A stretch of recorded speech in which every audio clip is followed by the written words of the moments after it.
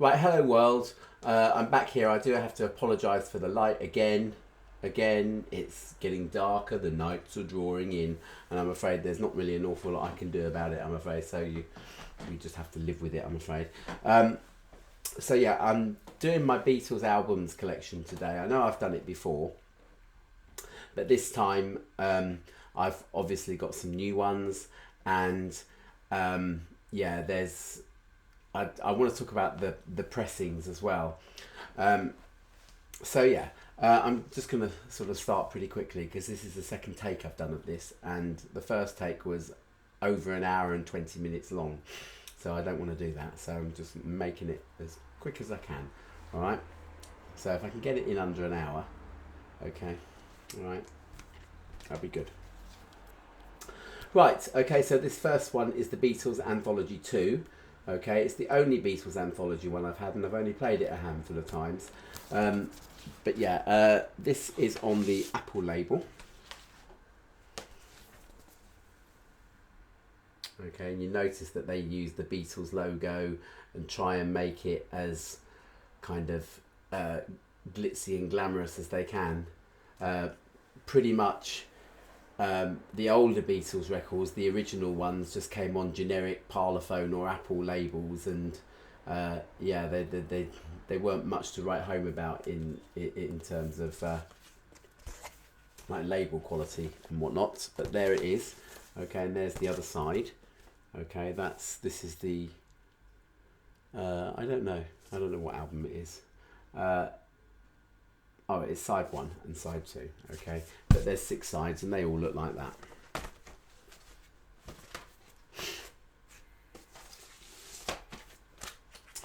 Beatles Anthology 2, okay.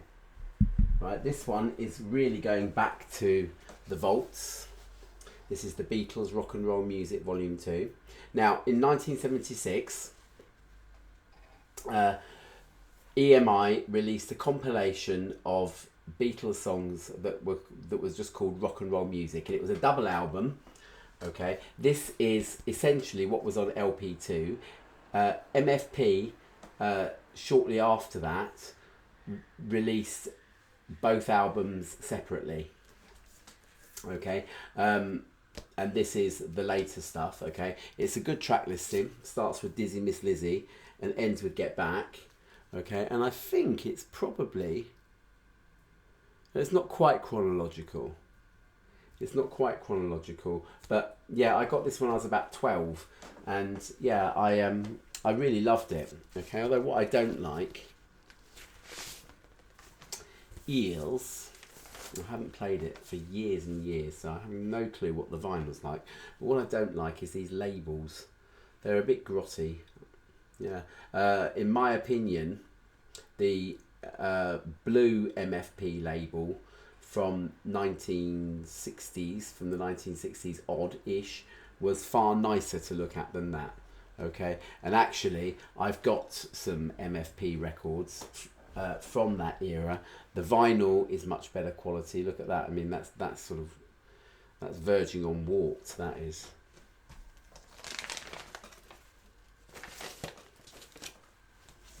So that goes in there. Okay, all right, the next one's quite interesting.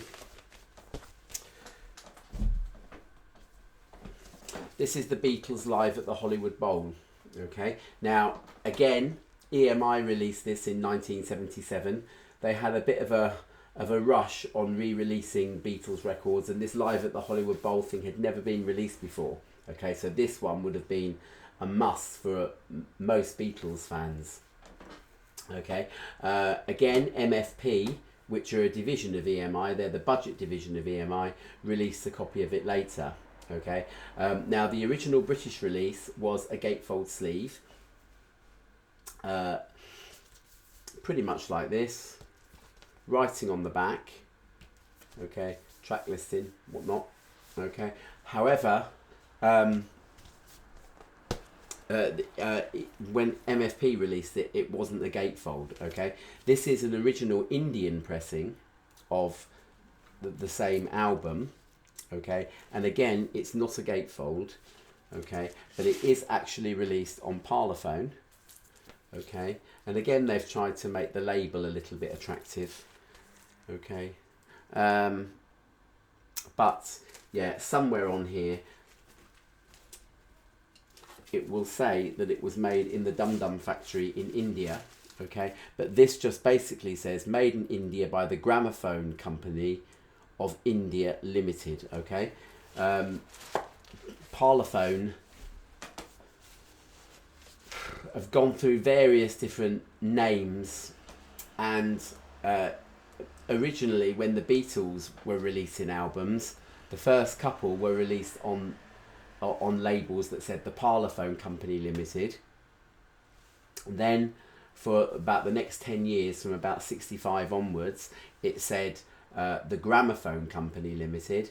And then in about 1973, and I'm only talking about this country here, in 1973, 74-ish, it changed to EMI Records Limited. And then they got rid of it altogether in 1980. So it just said all rights of the producer and the recorded work reserved. Okay. So this one here, the Gramophone Company must have still existed in India in 1977. That's all I can say. Okay, this is a good album. It's a good album. It's worth hearing. Okay, this is the Red Album. Okay, this is 1962 to 1966. I think even most non-diehard Beatles fans would have a copy of this. Okay, it's got a strange history really. It was released in 1973. In the 80s, so we're talking about 1987-ish, it went out of print because they just released the albums called Past Masters, and there is a reason why, and I'll tell you in a second. They'd released the Past Masters albums, and it kind of dispensed with the need for this album. Okay, and so you couldn't get it again until 1993 when it was released on CD again. Okay, it's quite confusing as well exactly which mixes are on each thing. Okay, but this is an original pressing of 1962 to 1966. And how do I know that? Okay, the main giveaway, and I'm very grateful, I have to say this, I'm really grateful to Andy Hall and his video channel on the Beatles for giving me a lot of this information really. So, you know, Andy, if you're watching, yes, I do regurgitate some of what you say, but yeah. So look, there's no producer credit here. There's no produced by George Martin. It was an error and they rectified it pretty quickly. So there aren't that many of these in existence, but so this is a first pressing of 62 to 66. Okay, here's the label. Okay, we have the familiar Beatles apple, okay, with a red background because of the red colour here. Okay, I presume it was purely arbitrary which colours they chose to have for each album, but I mean they've just gone down in history, these two albums, haven't they?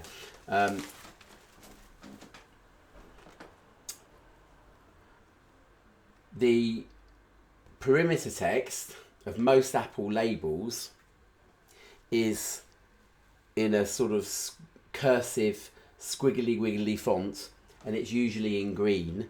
This is in a very boring font, I'm afraid. Just basically all block capitals. Okay, I don't know the name of the font that it is, but it's just basically all boring block capitals, which is just, I suppose, yeah, I don't know.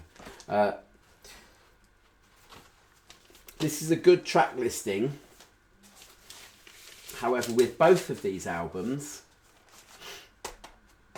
what they do is they duplicate some of the songs that are on the original studio albums. Okay, the Past Masters don't. The Past Masters are a collection of B-sides and singles that were never put on albums, and alternate takes of songs such as the George Martin produced Let It Be as opposed to the Phil Spector produced Let It Be that's on the Let It Be album. Things like Across the Universe, where there's a version that starts with fluttering birds and stuff like that, which are all on past masters, and they don't appear here.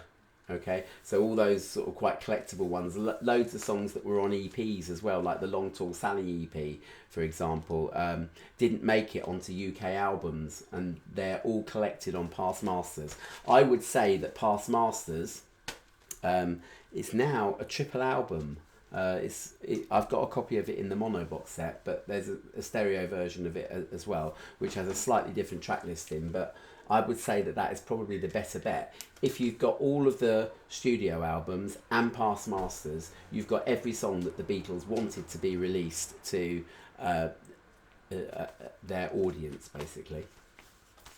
Okay, and when I say all the albums, I mean all the UK studio albums, because those were the ones that the Beatles made. Okay, other markets such as the US and Canadian market released them all in a different time schedule,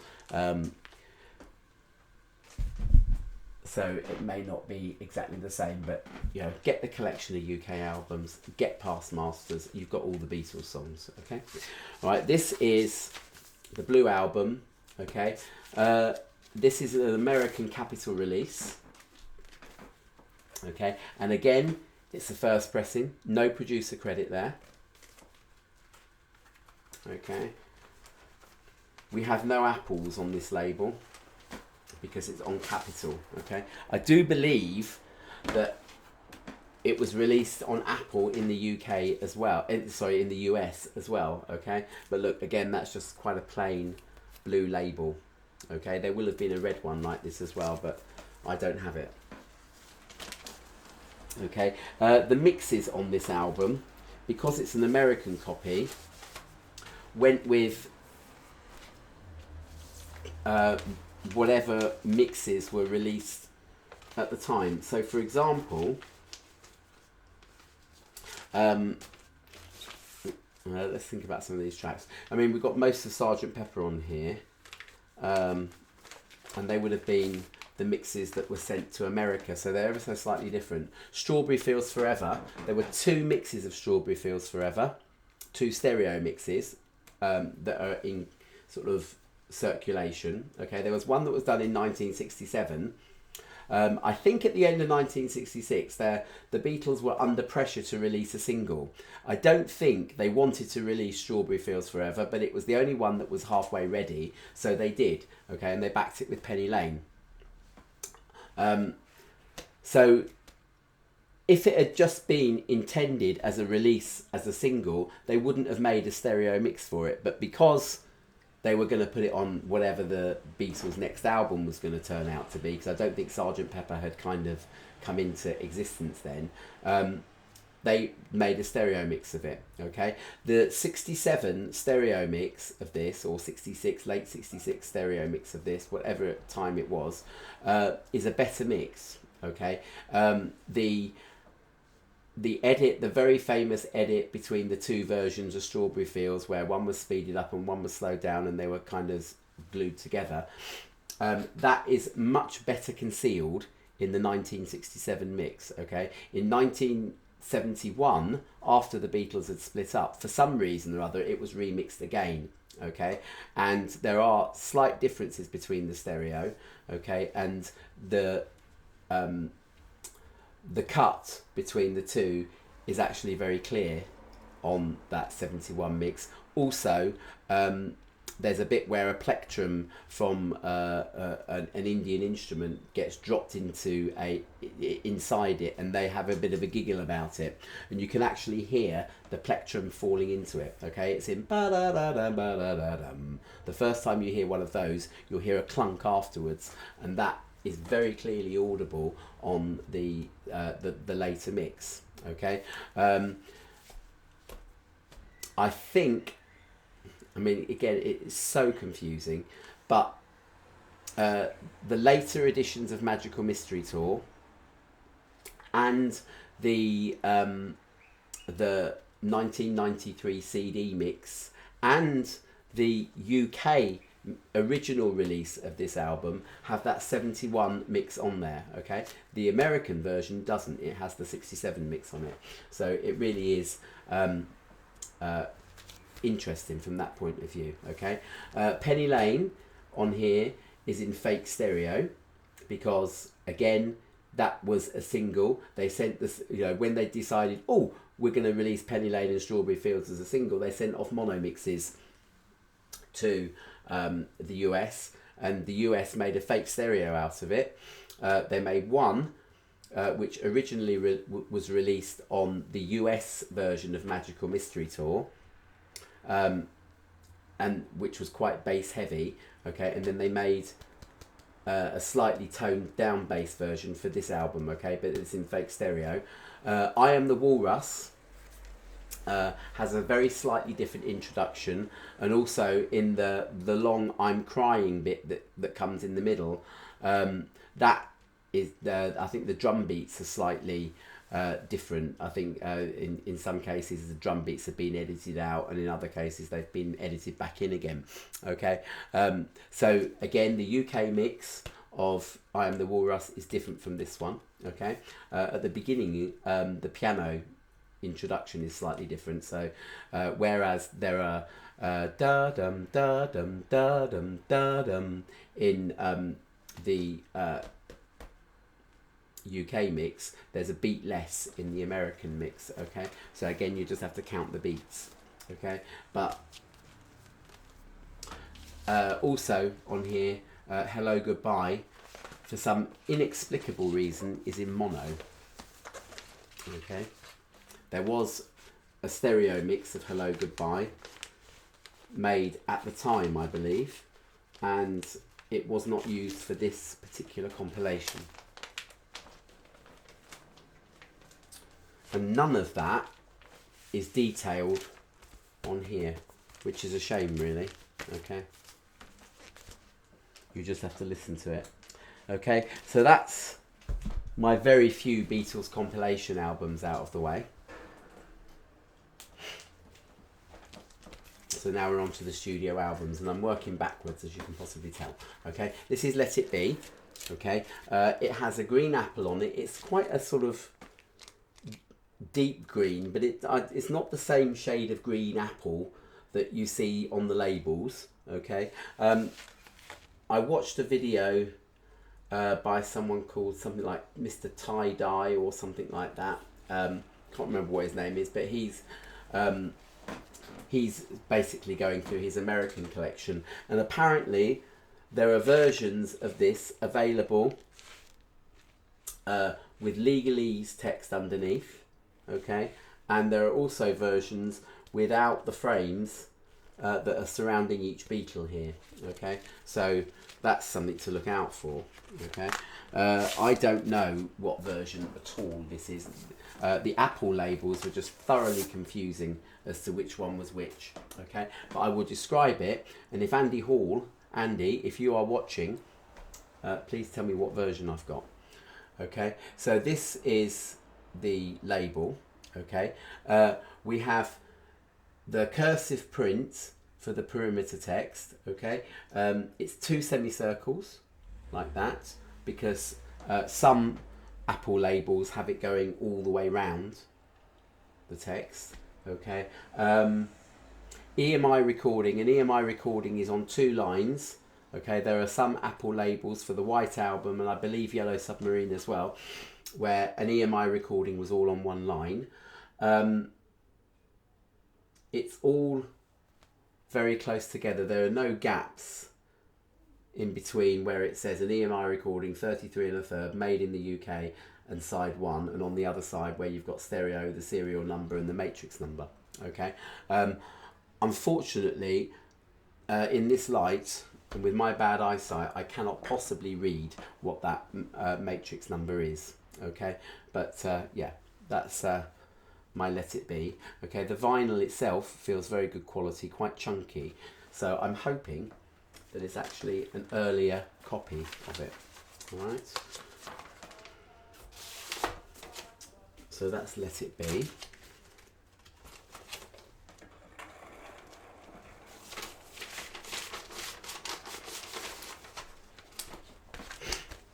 This is Abbey Road.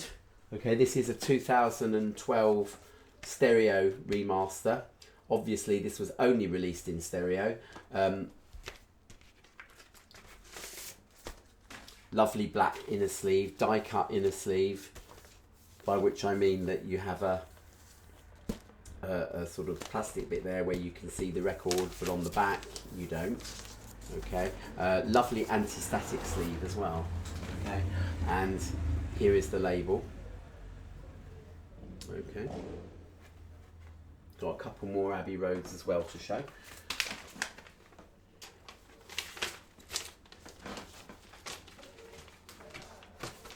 In general, I don't like to get duplicate Beatles albums because an album's an album's an album. Okay, as long as I've got a mono and a stereo of both, I'm quite happy. But this was my workhorse Abbey Road. This one was for a very long time. Started to get a bit knackered, a bit over crackly and stuff like that. So I just bought the new one because it's a cleaner copy, and that's the only reason why. Sounds quite good. Sounds you're not really aware that you're listening to anything other than Abbey Road, basically. Yeah, and you can see as well, this is getting a little bit tattered as well. Okay, there's nothing really special about this. The very first Abbey Road covers had the apple slightly out of line with the track listing. Okay, and also the very first copies did not have Her Majesty listed on side 2 of the credits. Okay, but later ones did, and this one obviously did. This I know is sort of early to mid 70s oil crisis copy, and Pathé Marconi in France released a lot of copies for export to the British market, and this is one of those. Okay, it says Pathé Marconi, or Pathé Marconi as the French would say. Okay, in that sort of second semicircle at the top, the small one just above the stalk of the apple. Okay, and underneath here it says, and all of the perimeter text and all that and all of the gubbins is in English, apart from this bit down here, which in French says the English equivalent of stereo but playable on mono record players. Okay, I say that because on one of Andy's videos, he was talking about that, and he said there obviously wasn't a stereo mix. I think it was can't remember which album it was. It wasn't Abbey Road, but he seemed to think that meant that there was a mono version and a stereo version available, and that's not true. Okay, it means this is a stereo record, but you can play it on a mono record player.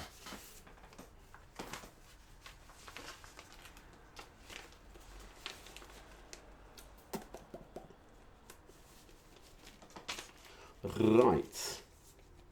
Okay, the next Abbey Road that I have, again, it doesn't look major special. The only thing about it is that I've only ever played it once on my old GL75 when I first got a record player, and it's got a bit eaten off here. The vinyl is in terrible condition, and I don't know which pressing it is either, so perhaps I'll describe that. It has Her Majesty. It has an EMI recording on 2 lines. On side 1, the order of it is an EMI recording 33 1/3, made in the UK, side 1. And on the other side, it's exactly the same order. So it isn't the bizarre pressing where on one side it's got this information and this information, matrix number and stereo and all that sort of thing, all in jumbled up orders. Okay, so on side 1 it's different from side 2. Okay, the perimeter text goes all the way round. Okay, feels quite thin vinyl as well. Okay, yeah, as I say, it's not exactly been well treated by somebody else before, or maybe I should just be charitable and say it's been well loved. This again is a 2012 remaster of the White Album. Okay, there was a practical reason why I got this as well. Okay, and yeah, this is it. There's no number on the front, but the Beatles is embossed somewhere, and you can tell that I'm actually looking for it. Where is it? I see it not. Oh, there it is. Sort of around there. Okay. But yeah, there's no limited edition number on it or anything like that. Okay. The box set ones, certainly the mono box set ones, have got the number on there. Okay, and they've tried to be as faithful as they can to the original release. Okay, including top loading sleeves, whereas you've just seen that this one here is side opening. Okay, after a couple of pressings of the original of this, it went to a side opener. Okay, it's a shame because it's quite nice having that top opener. Okay, this has the poster and the photos in it, obviously, because it's brand new. Okay, I can remember exactly where I was when I first heard the White Album. I got this copy here. Okay, again, unnumbered. This is from about 1983. Okay, and released in white inner sleeves. Okay, and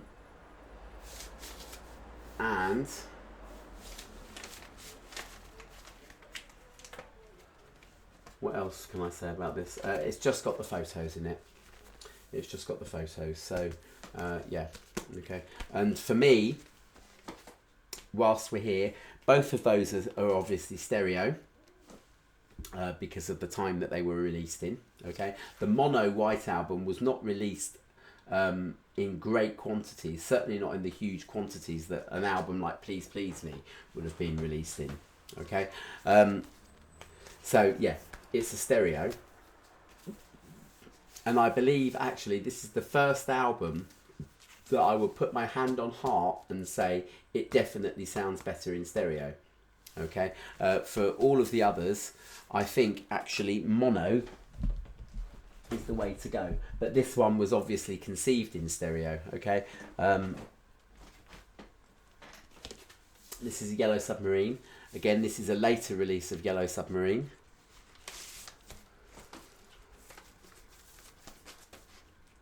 Okay, it's just a standard Apple release. The thing to look out for to know if you've got an early copy of Yellow Submarine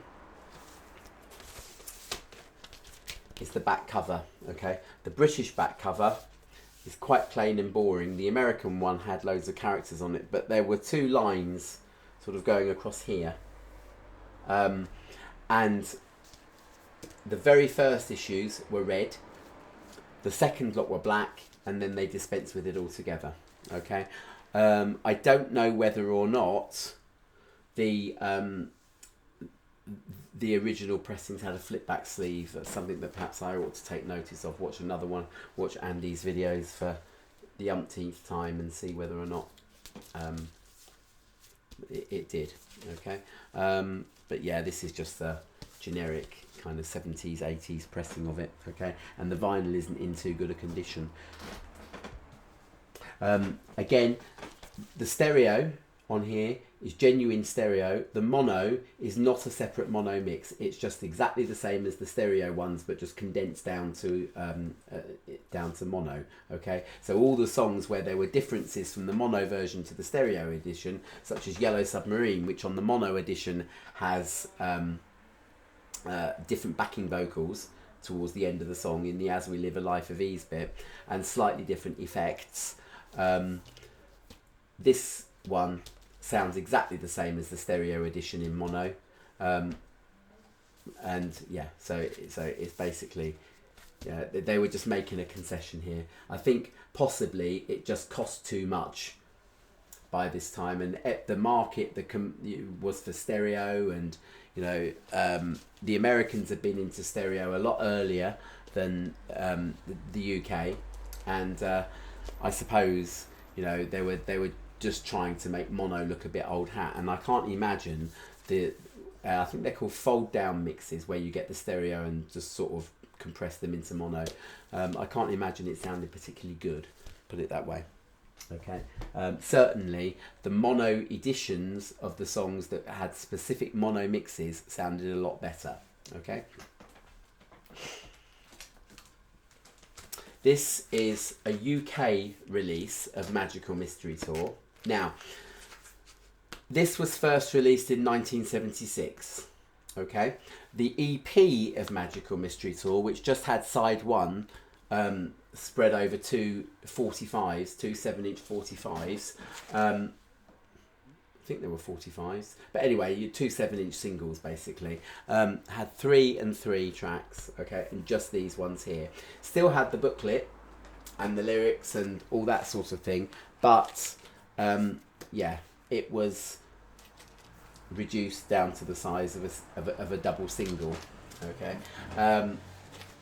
the Americans never liked releasing EPs. Okay, and pretty soon the EP format also went by the board in the UK. So they released an album and put a few singles and B-sides on there as well. Okay, so you've got Hello Goodbye, Strawberry Fields, Penny Lane, Baby You're a Rich Man, and All You Need Is Love on there. Okay, the as to which mixes were used, it's incredibly confusing. Okay, suffice it to say that most things that have been a single and not had an official stereo release at that point, okay, were released in fake stereo. Okay, so all of this here was in stereo, proper stereo. Okay, Hello Goodbye, I believe was in stereo. Strawberry Fields was in stereo, but it was that first mix. Okay, this UK mix has the second mix of Strawberry Fields on it. Okay, the first mix was used for the original 1967 Magical Mystery Tour. That is the better stereo mix. It's the one where the clunks aren't too obvious and where the join isn't too obvious either between the two faster and slower bits of the track. Okay, Penny Lane here is in fake stereo. Baby You're a Rich Man is also in fake stereo, and All You Need Is Love is also in fake stereo. Okay, so at least I think Baby You're a Rich Man's in fake stereo. I know All You Need Is Love is definitely in fake stereo. Okay, but as I say, the later editions of this have it in true stereo. Okay, but the 76 edition stuck with the American mixes. Okay, so this one has all the American mixes on. So this is, oh, I don't know, I'm so confused. The original 1976 version of this was an exact clone of the American mix. Okay, it's only later on, when in the 80s, when Magical Mystery Tour was released on CD, that they released a vinyl version of the CD transfer and a cassette version of the CD transfer, and it had full stereo mixes on. Put it that way. I think that's what I said. But yeah. No, certainly this 76 one has a lot of fake stereo songs on it anyway. Okay, it's a bit confusing, it really is. Okay, something not quite so confusing here. This is my mono first pressing of Sgt. Pepper. I'll show you the label. Okay. All right, we know it's a first pressing because A, the 69 going all the way through the 70s up through the early 80s Parlophone label was black and silver. This is a black and yellow one. Okay, it has sold in the UK,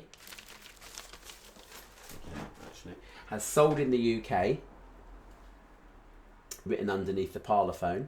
Okay, it does not have stereo written above here, so it's definitely mono. All right. It starts, the perimeter text starts with the Gramophone Company Limited, which is, or which was, current for 1967. Okay, the sold in the UK bit here was dispensed with in mid 1969. Okay, so there are black and yellow versions without the sold in the UK up here. Okay, so that would, you know, place them at 69, whereas this is, you know, very definitely a first pressing. Okay, how early a first pressing it is, I'm not entirely sure. And again, we need to look at the sleeve here for this.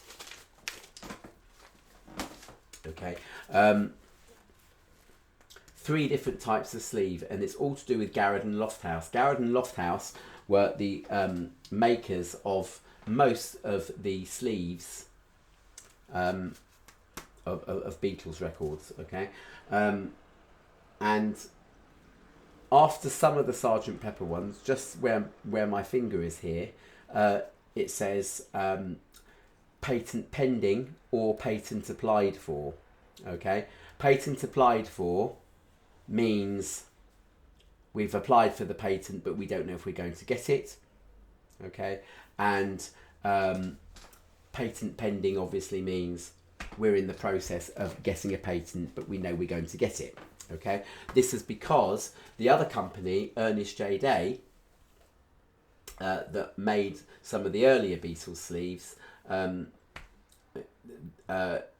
lost the contract. Okay, and Garrett and Lofthouse won it, as it were. So from here on in, from Sgt. Pepper onwards, Garrett and Lofthouse were the only manufacturers of Beatles sleeves. Okay, and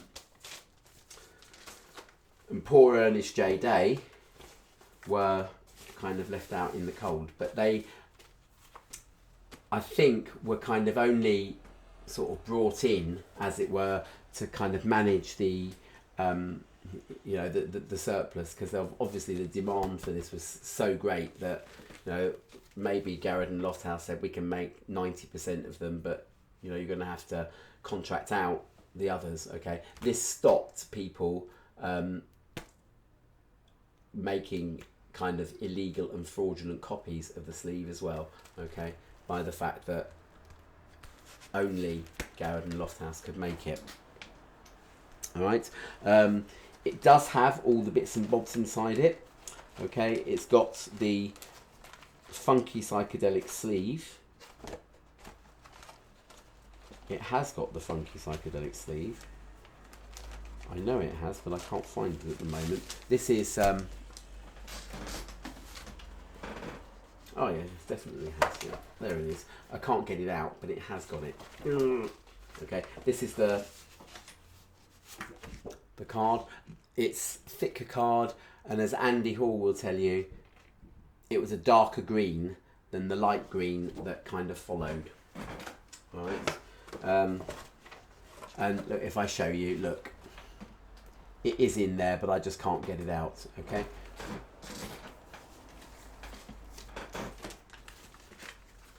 And without sort of stepping on anyone's toes, as it were, it doesn't really need saying, actually. This is a brilliant album. Okay, this is the mono version of it, and again, you know, they mixed several songs in stereo in a couple of sessions, whereas it took months and months to conceive the mono version. So that's the one we should be listening to. All right, this is, for a long time I didn't have this in stereo on vinyl. Okay, so just to be complete, I bought the stereo version. Okay, I've also got a remastered mono version in my box set. All right, but this is a replica of the original release, except that the legalese is different, and there's one very significant difference which marks out all of the Beatles records that have been pressed since the 90s or maybe early noughties. and that is that John Lennon and Paul McCartney were published by a company called Northern Songs, which was set up for them. Okay, set up by a chap called Dick James. Okay, and all of the Lennon and McCartney songs were published by Northern Songs, except that when the Beatles split up, there was a heck of a lot of acrimony about the money and who was getting it and which publishing company deserved this and that and the next thing. It all went to court because 3 people wanted one manager. Paul McCartney didn't. Paul McCartney wanted his new wife's father to manage them, and I think was he John Eastman or something like that, and the others wanted some shady character called Alan Klein to manage them, that had managed to get a lot of money for the Rolling Stones. But yeah, and it all got really, really nasty for a long time. Even with the solo material that the other 4 Beatles released, they all had to have a share of that, okay, because of some bizarre clause in their contract with EMI and Apple and whatever. So they all had to make sure as well that each member of the Beatles was doing quite well as a solo artist. George Harrison was the first off the block, really, because he was chomping at the bit. By Sgt. Pepper, he was chomping at the bit to kind of get out. And Ringo Starr obviously was a bit of the poor relation here. His albums didn't do nearly as well. George's started petering off during the late 70s, early 80s, but he had quite a successful comeback with the Travelling Wilburys and with the Cloud 9 album, which had a couple of solo number 1s on there for him. But the whole upshot of this complete digression really is that the later records will not say Northern Songs, they will say ATV and Sony Music. Okay, ATV were the TV company that made Crossroads, which was a long-running 70s soap opera that ITV ran, because ATV basically made programs for the independent TV over here. And yeah, Paul McCartney actually bought the Crossroads theme and all the rights to it, because I think he just basically was sick to death of not having anything that he could make any money off. Okay, he put Linda McCartney's name as a credit on songs as well, so that at least a little bit of extra money would have gone to Linda instead of having to be shared out between the rest of the Beatles. So yeah, I mean, really nasty and acrimonious. Okay, but having said that, you know, I think by the time that John died, I think that, you know, they'd let bygones be bygones and they'd all seen one another, and, you know, it wasn't like, you know, they half wanted to kill one another, but I think the working relationship kind of disappeared, as it were. Okay, and all that's come out of my stereo Sgt. Pepper, okay, which, yeah, it's brand new. This is a collection of Beatles oldies but goldies. Okay, it has a flip back sleeve. I'm not sure when this dates from. It has a flip back sleeve, yet the record inside doesn't appear to be exactly the same record as befits the sleeve. Okay, this was one that I got for £1 or something from an antique shop, because this is quite a modern 2-box parlophone label. Okay, it's not one of the latest ones, it's one of the first 2-box parlophone labels. Okay, when I say 2-box, what I mean is the EMI is written in 2 boxes. The very first parlophone black and silvers, okay, from the end of 1969 only had 1 box, but that didn't last very long. Okay, for about sort of 8-9 months or something between 1969 and late 1970. Okay, they were printed with 1 box. Okay, they changed it to 2 boxes. Okay, but they still started out the perimeter text with the gramophone company. Okay, that didn't disappear until 1973 or just beyond that. Okay, so here we have essentially a collection of Beatles oldies but goldies. It's at least a second or third pressing. It's stereo, okay, but it has a flip back sleeve, and I'm not really sure whether that's, you know, the right sleeve for it. Okay, these gramophone company 2-box editions were still very good quality.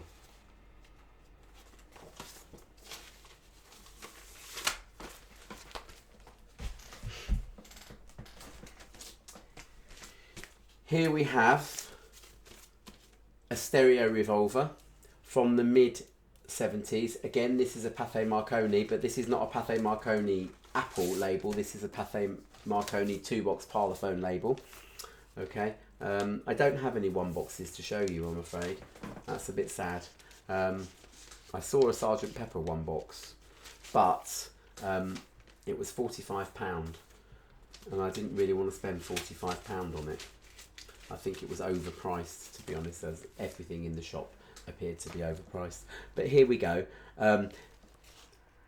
Apart from having made in France written on it, one thing that you'll notice about this and also the Abbey Road one is that the text is all, the spacing in between the letters is much wider, okay, particularly in the title. I don't know how close I can get here, but maybe you can see Revolver down there, and you can see there's quite a gap between the letters, which doesn't exist on the British 2-box Parlophones.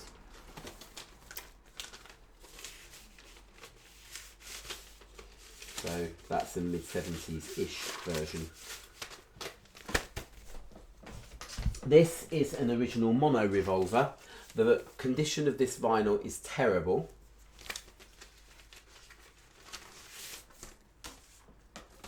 Okay, again, we have the gramophone company perimeter text. We have the sold in the UK. Okay, and again, I think I got this for about a £5 or something like that because it was in such bad condition. Okay, but yeah, particular culprits are Yellow Submarine, which just sounds horrendously compressed, particularly with that great big bass drum in the chorus, and funnily enough, Here, There and Everywhere, there are some really poorly resonating bass notes in it, which on the new mono version that I've got, it just, it doesn't happen. Okay, this is a mono rubber sole. Okay, now I believe it would be what's called a second pressing. Okay, the reason being for that is that EMI made a guff, and the first mono mixes of this, not the stereos, but the first mono mixes of this were mastered badly. They were mastered wrongly. Okay, and that has given rise to what is called the loud cut rubber sole. Okay, it was a mistake. It wasn't meant to sound like that. Again, over boomy bass, really brittly treble, and not much, mid-range at all to speak of. They didn't want it to sound like that, and it was noticed within a few weeks, and the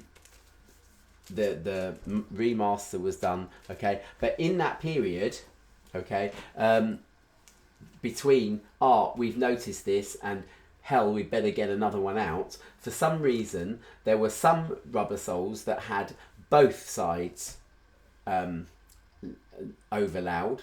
Okay, the loud cut. Some had side 1 as loud cut and the normal mixes on side 2, and some had the other way round, loud cut on side 2 and normal on side 1. Okay, I have seen them around. Okay, but again, is it actually worth getting them? Okay, because they actually don't sound very good. Okay, they're not what you're intended to hear. All right. But again, the label on this, quickly show it. Okay, it's I believe that is the sans serif font. There were two fonts that were used for the black and yellow parlophones. One was Times New Roman and one was sans serif. Okay, this one is a sans serif. Okay, again starts with the Gramophone Company and has the sold in the UK above there. Okay, nothing amazingly remarkable, and I think I got that for about £8 when I was a student many years ago, about 1989, I think. And £8 in those days was worth £8, was worth a lot more than £8 is worth now, but even so, it still didn't seem extortionate for what is, you know, the earliest correct release of Rubber Soul, the second pressing. Okay. This is a 70s stereo Rubber Soul. This I believe it is. Just need to check. I ought to have little labels on the sleeves for this.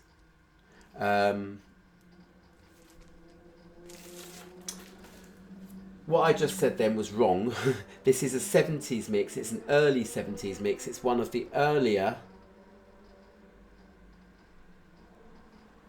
Hold on, I've just got to check this.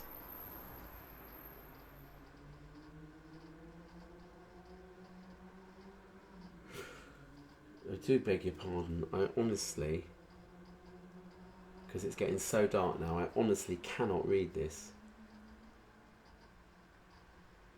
EMI Records Limited. So no, it's not a Gramophone Company 2-box. It's the next one along. So this would have been from 1976. It's EMI Records Limited. For about 4 years, from between 76 and 80, Parlophone Records started out with EMI Records Limited in the perimeter text. Okay, in 1980, as I say, it went to just saying all rights reserved. Okay,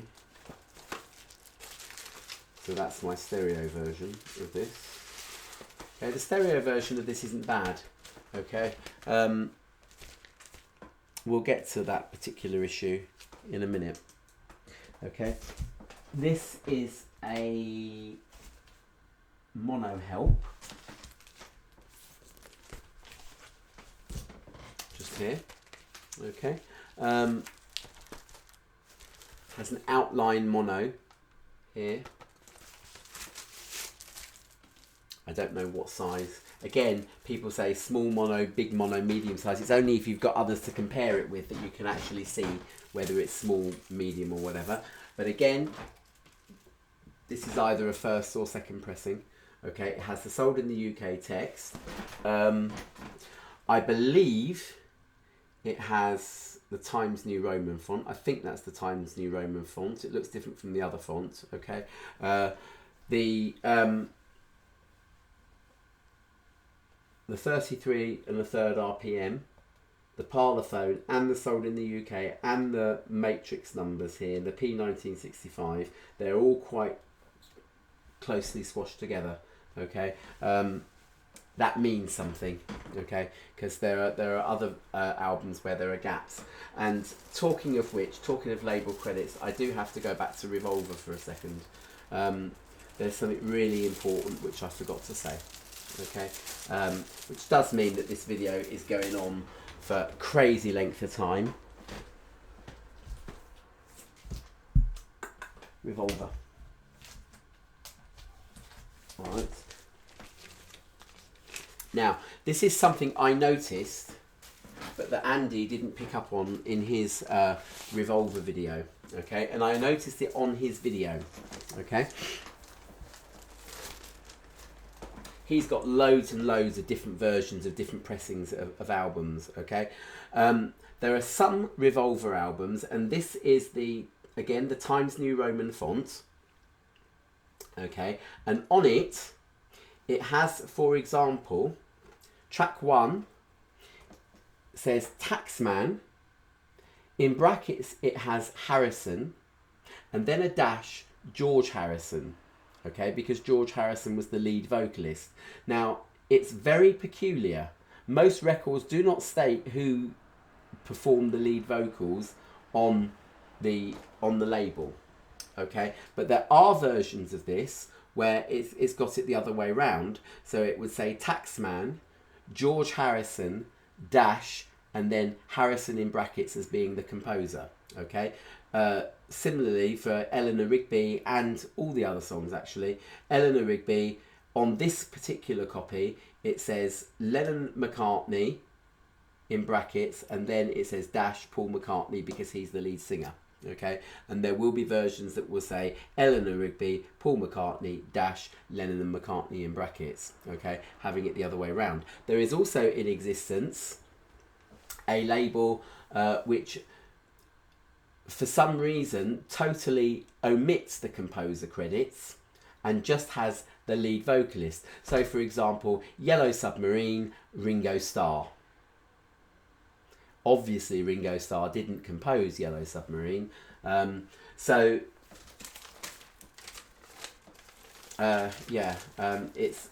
a bit bizarre really, and quite why that decision was made I don't know.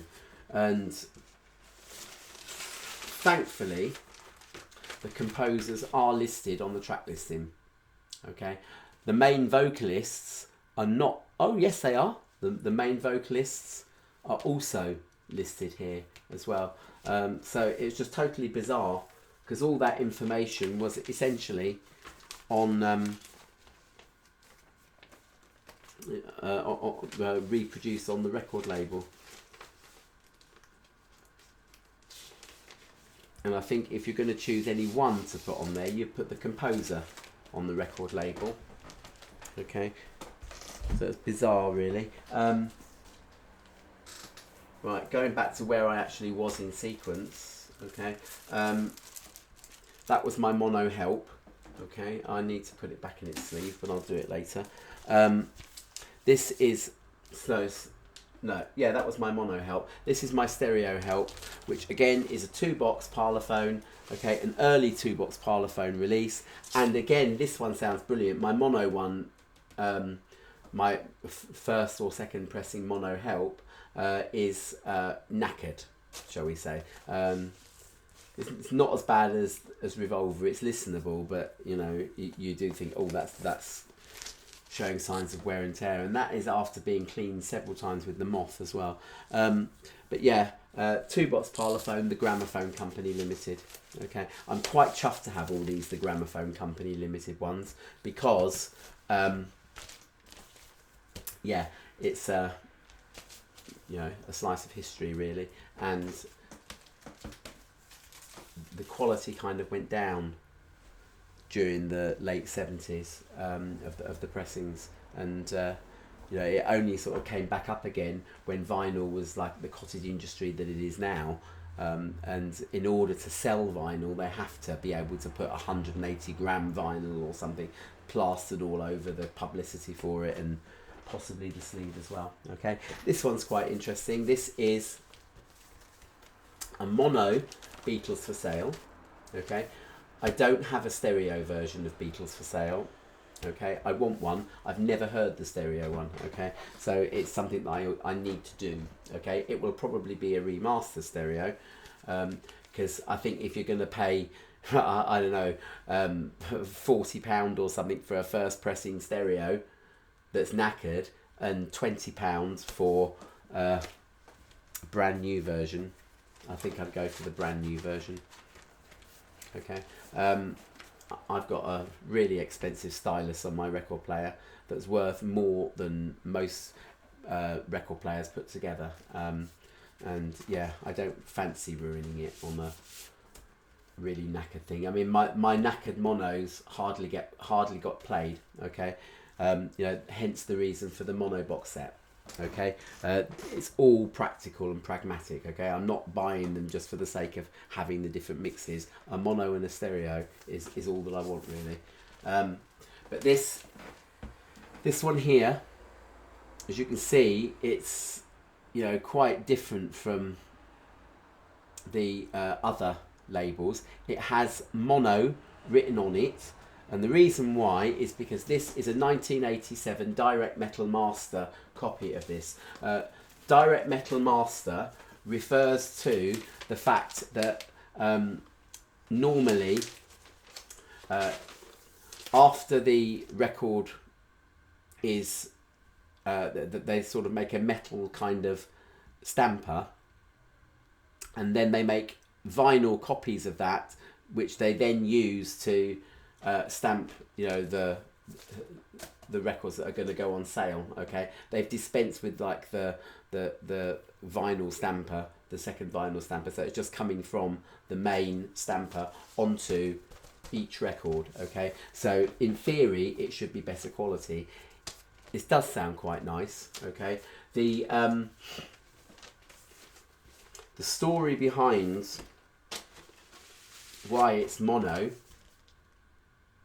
is because, as you can see from the back, okay, not only is this available on record and cassette, it's also now available on CD.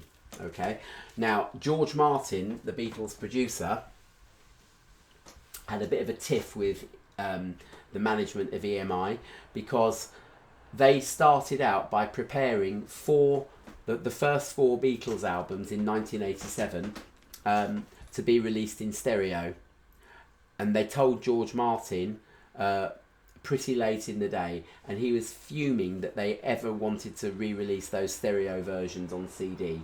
Okay, because he was a big digital advocate, and essentially he wasn't proud of at least the first 2 stereo mixes, because essentially all they were was track 1 of a 2-track tape and track 2 of the 2-track tape, vocals on one side, instruments on the other, intended to be blended together to make a decent mono mix, which is what in the early 60s most people were buying. And so, you know, he said, you know, if you want to release it in mono.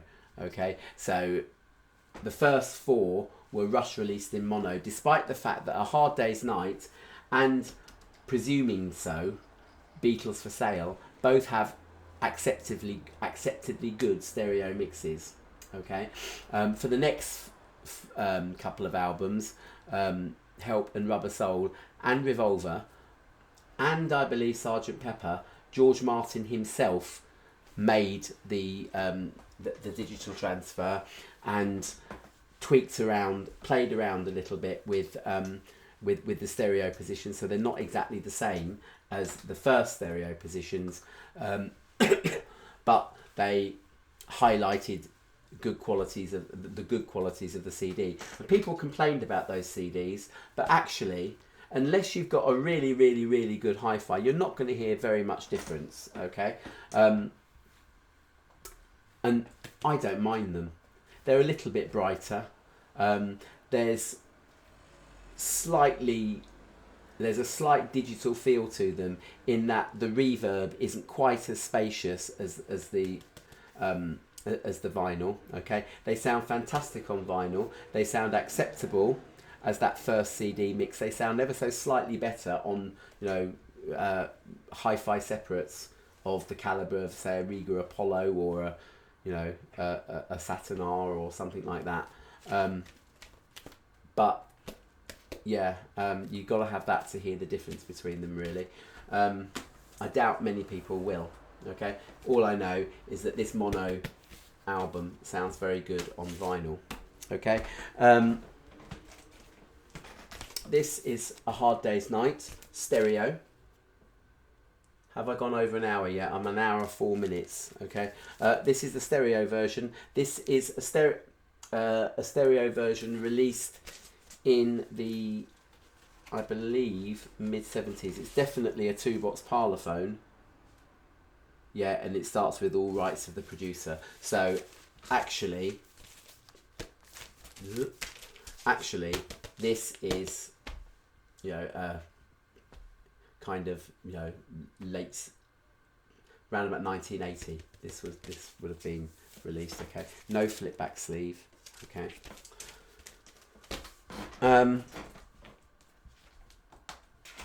My mono version is slightly interesting because for a very brief period in the 80s they did some replica versions of the mono albums. Okay, they didn't go quite to town the way that the mono box set is. The latest mono box set is, you know, an exact replica with the flip back sleeves and everything. Again, this no flip backs. Okay, but it is printed and made by Garrard and Lofthouse Limited.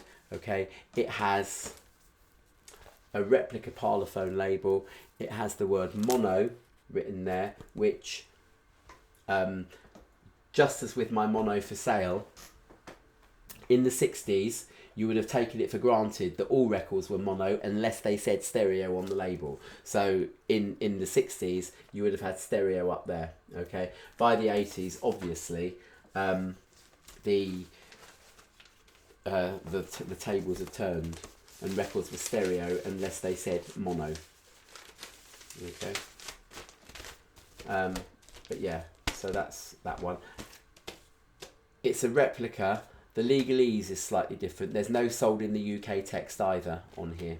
Okay, but still in the early 80s, we are being published by Northern Songs. The same with Beatles for Sale. We are being published by Northern Songs. Okay, Andy Hall will tell you, as I will tell you, going back to this album, sorry it's going out all out of sync and everything, but going back to this album, the song Kansas City and Hey Hey Hey Hey, on the first pressings and going all the way up to about the mid-70s, mono or stereo didn't matter. Okay, the credit for that was given to Liebert and Stoller, who composed Kansas City. All right, and it wasn't released, it wasn't kind of credited for the person that wrote Hey Hey Hey Hey, which is, you know, a different song from Kansas City. All right, this composer of Hey Hey Hey Hey stuck his head out of the woodwork in the late 70s and started, obviously, I'm inferring here, I'm making big inferences here, okay, but presumably he went to EMI and said, look, you've been selling for the last 64, you know, since 1964, you've been selling and making millions of pounds out of a song that I wrote. Can I have some money, please? And can I at least be credited on the sleeve and on the album itself? And so it was changed. Okay, so now we have two composers for Kansas City, Lieber and Stoller, and someone called Perryman or Pennyman or something. Okay, that sang, that wrote Hey Hey Hey, and another company that published it as well. Okay.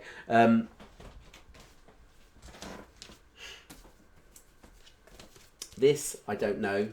This is a Canadian, I believe, version of the US release of Long Tall Sally. Okay.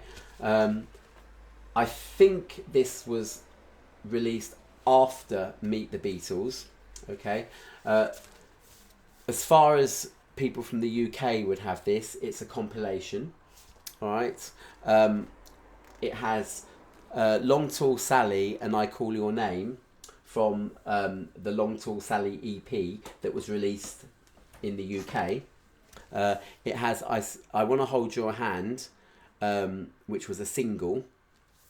Okay. As a general rule, particularly with the first 4 or 5 albums, the Beatles did not want to put singles onto albums.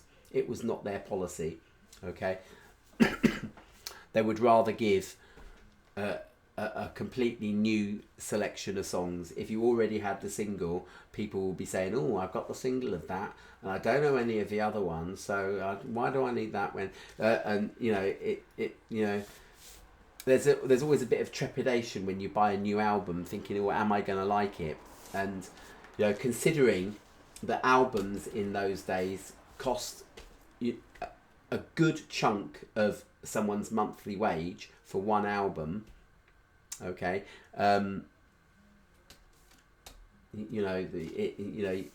it would set the collywobbles going. Okay, and they say, "Oh, I've got the single of that. Don't need it. Oh, that song's on the B side. don't need it, got it, and might just ignore the rest of the thing. Plus it's better value for money as well. So yeah, this is, you know, a mishmash of With the Beatles, Please Please Me, and a couple of singles and EPs. Okay, on the sleeve it says this monophonic microgroove recording. Okay, yeah, the actual label is a purple capital, which I think might be somewhere round about the mid 60s, because I think there was something called the Target capital. Okay, if you've seen my ancient video that I put up of years and years ago, I put up with Peggy Lee singing "Sing a Rainbow," because it's such a brilliant arrangement of it. But yeah, that's what we call the Target capital label. It's green and it has like a sort of target-y sort of thing up here. This is the purple capital. I don't know anything about it other than it's obviously not a first pressing.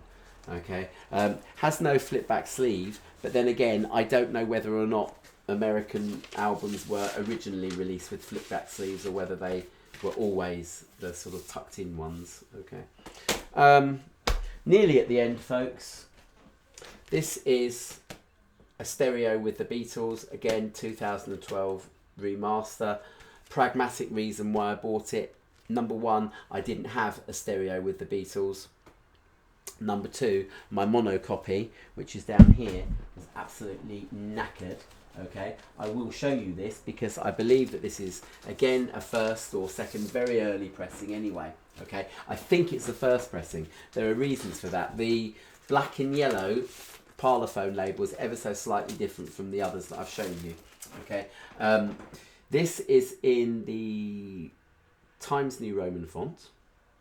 Okay, now in 1963, when this was first released, they also were not writing "sold in the UK" underneath the Parlophone. Okay, so it came in, this "sold in the UK" business came in round about 1964, maybe 65, and it went out at the end of 1969. Basically, that text means we will shoot you if you dare sell this at any price other than the price that we set. Okay, so it wouldn't have been on export copies either, because it's not sold in the UK, is it? It's being sold in, you know, I don't know, Taiwan or somewhere like that. But yes,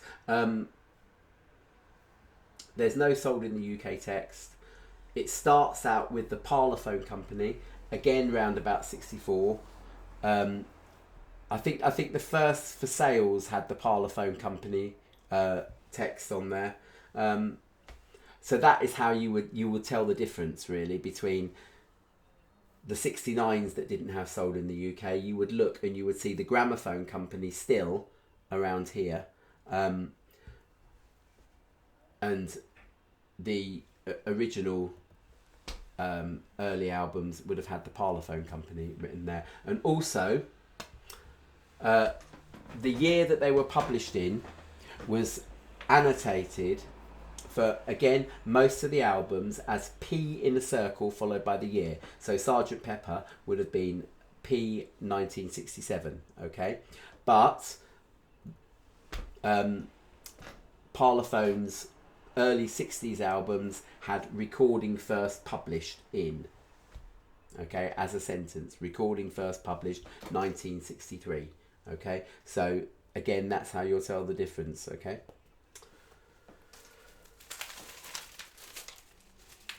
This is not at all like spaghetti, is it? Trying to fathom out which pressings are which, okay? But, you know, I swear to you, actually, watch Andy Hall's channel, because, you know, once you get into the rhythm, once you've seen a few of those videos, you'll understand. You know, you'll see how it all fits together. Okay. Finally, let's get rid of that. Finally, I have a Please Please Me here. Okay, this is again only one Please Please Me. It's a stereo one. Okay, so I've got my mono version in my box set. Okay, the stereo mixer Please Please Me is really quite atrocious. Okay, in fact, it's really the same with the Beatles. Essentially, it's quite atrocious. Okay, not only that, on this version of Please Please Me, the stereo version of Please Please Me, there were fluff ups. The harmonica part of the song Please Please Me was taken as a separate mix, which was or a separate take, as it were, which was then copied over the top of the mono and the stereo ones, so that John could sing and supposedly play the harmonica at the same time.